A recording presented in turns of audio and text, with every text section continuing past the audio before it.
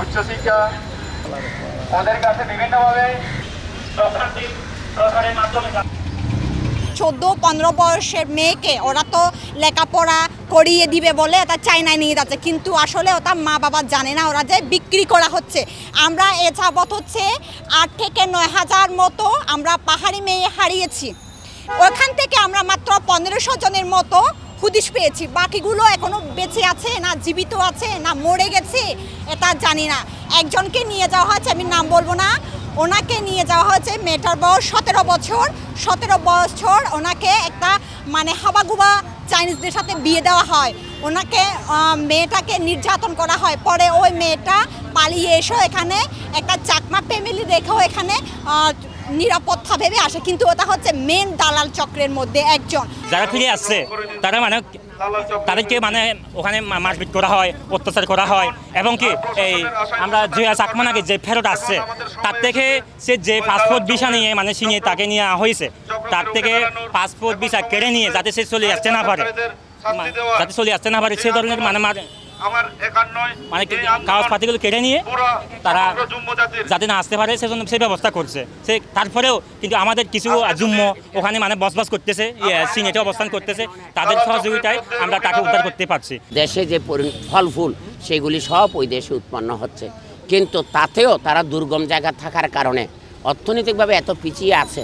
এই পিছিয়ে থাকাকালীন সময়ে আমাদের পাহাড়ি বাঙালি বৌদ্ধ যারা মহিলা তারা একটু রূপের দিক থেকে একটু অন্যান্য সম্প্রদায় থেকে একটু ভিন্ন, সেই কারণে ওদের প্রতি একটু আকর্ষিত হয়, প্রভাবিত হয়।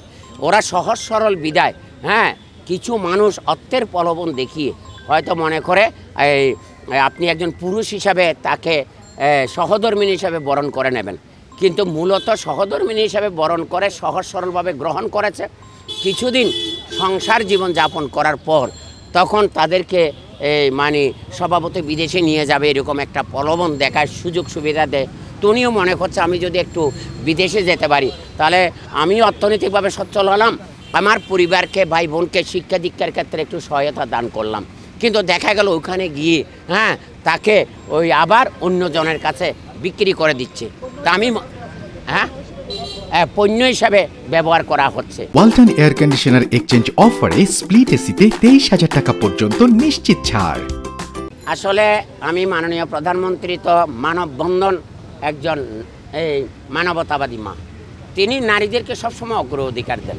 কেমন তিনি একার পক্ষে তো সব কিছু সামাল দেওয়া সম্ভব নয়, এখানে পুলিশ প্রশাসন আছে, স্বরাষ্ট্রমন্ত্রী আছে, এবং স্থানীয়ভাবে যেখানে কমিশনার আছে, ডিসি আছে, কেমন এগুলি যদি তারা সমন্বয় করে যদি একটু পাবলিসিটি করে দেয়, এই জাতীয় কোনো ঘটনায় যারা জড়িত নারী হলেও শাস্তি দেব, পুরুষ হলেও শাস্তি দেব। আর পুরুষ যদি নারীকে প্রলোভিত করে প্রভাবিত করে অর্থের বিনিময়ে যদি এই কাজে জড়িত করে, যিনি জড়িত করেছেন তাকে রাষ্ট্রীয়ভাবে তাকে মানে আওতায় আইনের আওতায় হানে তাকে শাস্তির ব্যবস্থা করব। সত্যিই যদি এইভাবে শাস্তির ব্যবস্থা করে অপরাধ যেমন কমে যাবে, আর এই জাতীয় অশুভ ঘটনা নারী প্রচারের কোনো সুযোগ থাকবে বলে আমি মনে করতে পারি না।